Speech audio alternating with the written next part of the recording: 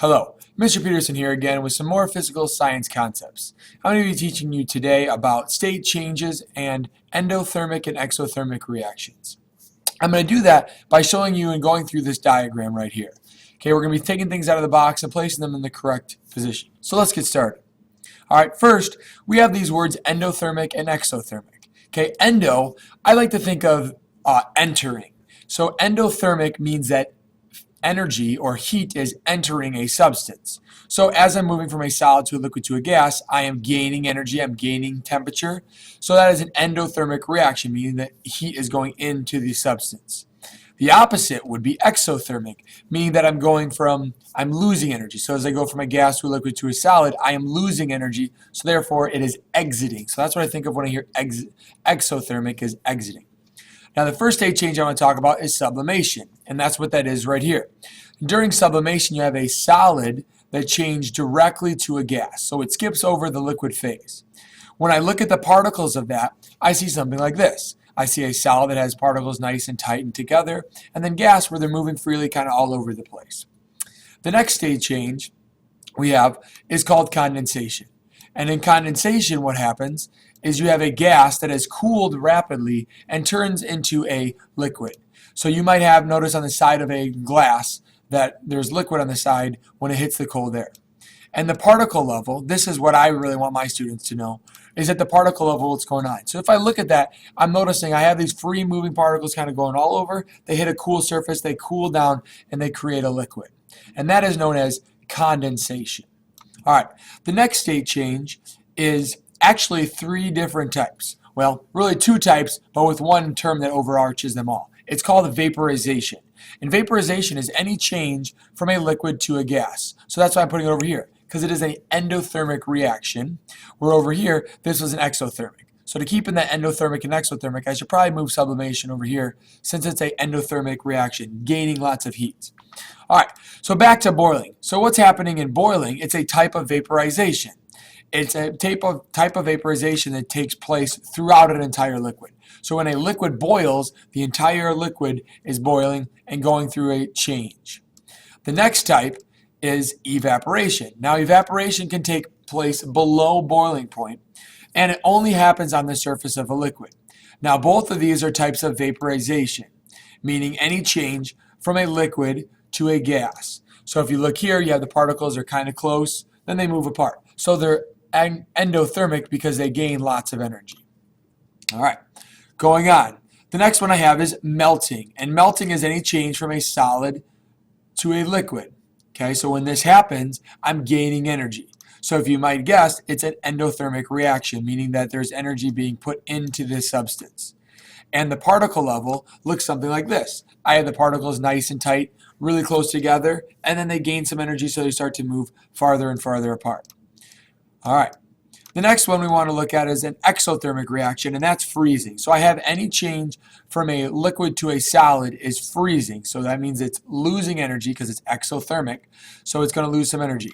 Now at the particle level, what this looks like is you have over here, you have a liquid. Okay, this is a liquid over here. And then it's changing to a solid. So it means it's coming together, it's getting nice and tight and compact. So all of those are the state changes that we go over and discuss. The other one that we don't talk about is deposition, and that's a change from a gas straight to a solid. It's an extremely exothermic reaction. But if you know these five, that would be super awesome. And really 6 or 7 if you count vaporization, boiling, and evaporation into two different. All right, the next thing that I wanted to look at was I wanted to look at this graph. And when you look at this graph, you'll notice some things, okay? There's some straight across lines or kind of horizontal lines, and there's some diagonal lines. And the diagonal lines go up and down. Now, the first thing you're going to notice is on this diagonal line down here, this is a solid. And what a solid is, it's a state of matter that has a definite shape or volume. So this line right here corresponds to solids. All right, and this solid, what this means is that when the temperature is rising, it's staying at a solid or that state of matter. The next thing that could happen is you might have melting. And what happens in melting is this part of the graph right here. And what melting is, The reason the temperature does not actually rise when something is melting is all the energy is going into the particles to tell them, hey, let's move apart, let's start doing that.